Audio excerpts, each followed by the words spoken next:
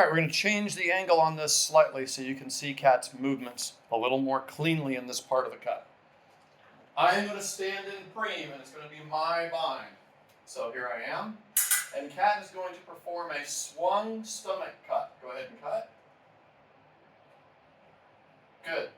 Notice her hand position here is diagonal. I'm twisting it a little further so it becomes more obviously visible to the camera. She's not making a horizontal cut in hand position 4, but in 4 in 1. Some of you might recognize this angle as deriving from 7th, which Arlow doesn't really make much use of. So if I'm in 7th, cut my outside line. If I take a blow in 7th, I can cut in that same position.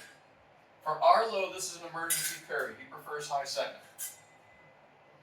That angle rises into the cut. It's not a horizontal stomach cut. So, here I am. Now notice that Kat's going to let the tip get swung. It's going to go around in a teardrop shape, and she's going to use minimal wrist. Go ahead. Pop. Again.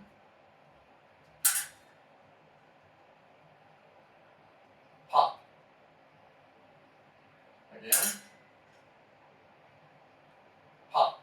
Now, if Kat finds the slight arch to the back awkward, she can also practice performing this cut with the false edge, letting the arm flip over. Keep the blade angle rising on the cut. So Kat's in my bind. She swings the tip back, and she comes around and flips the false edge. See, you went horizontal? Keep it here. Okay, and that's it, bind. Try it with the false edge. Make sure it rises. Good. Now, minimize the action of the wrist and use the elbow and shoulder. So Kat has a little bit of a difficulty. She studies 2 lineages here, one of which is entirely wrist-centric and finger-centric and waist, and the other one is what we're doing now. If you are mixing your tea and coffee, doing 2 things at once, make sure you strictly limit them and get a buddy who can help you keep an eye out for that in practice. All right, now this time, minimal wrist movement. Rotate your upper arm. Pop, good. And make it stomach rather than chest. And see how you've got your wrist torqued here? Yep. So you want that hand to be there.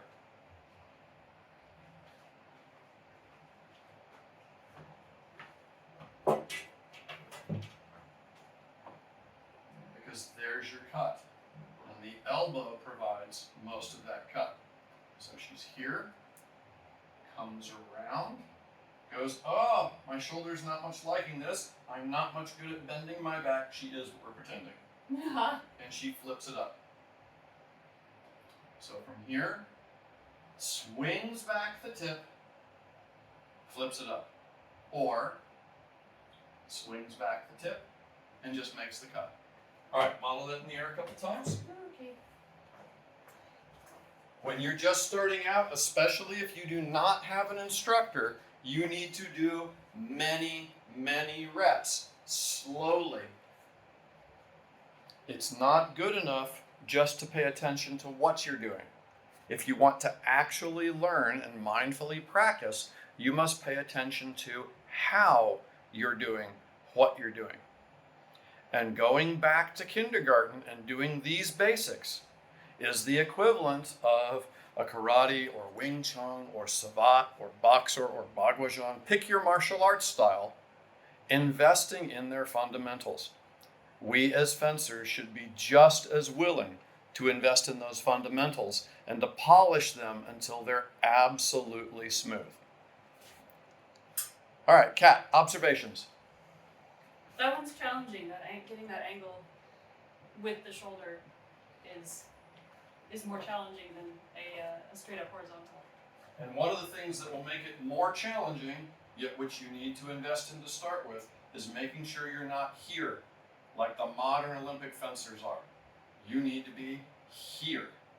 And that will make that slight bend come out of your lower back much more easily. The modern guys are here, because their game has almost no offline footwork. So having their back foot at 90 or even sometimes pointed forward with a chest that's forward makes much more sense. It gives them more linear mobility. We need linear and offline mobility in a way that they don't. So keep your upper body in profile. Thanks, see you next time.